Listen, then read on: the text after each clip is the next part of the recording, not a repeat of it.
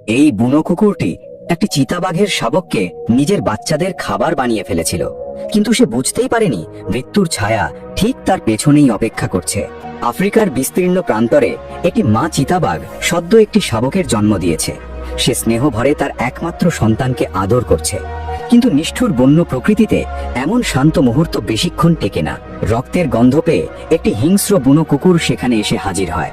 সে জানে সন্তান জন্ম দেওয়ার পর মা চিতাবাঘটি খুবই দুর্বল। নিজের সন্তানকে রক্ষা করতে সে শেষ শক্তি দিয়ে লড়াই করে। দুজনের মধ্যে শুরু হয় ভয়ঙ্কর সংঘর্ষ, কিন্তু দুর্বল শরীর নিয়ে বেশিক্ষণ টিকতে না পেরে শেষ পর্যন্ত সে মাটিতে লুটিয়ে পড়ে। এরপর ঘটে এক মর্মান্তিক দৃশ্য। বুনো কুকুরটি গুহা থেকে ছোট্ট শাবকটিকে টেনে বের করে নিজের বাচ্চাদের জন্য জীবিত অবস্থায় নিয়ে চলে যায়। রক্তাক্ত অবস্থায় পড়ে থাকা মা চিতাবাঘ অসহায় চোখে নিজের পৃথিবী ভেঙে যেতে দেখে। পরের দিন সূর্য ওঠার সঙ্গে সঙ্গে সে হাল ছাড়ে না। নিজের ক্ষত চেটে ধীরে ধীরে আবার শক্তি ফিরে পায় এবং পরিণত হয় এক ভয়ঙ্কর শিকারীতে। এবার তার লক্ষ্য শুধু শিকার নয়, প্রতিশোধ। নিঃশব্দে সুযোগের অপেক্ষা করতে থাকে সে।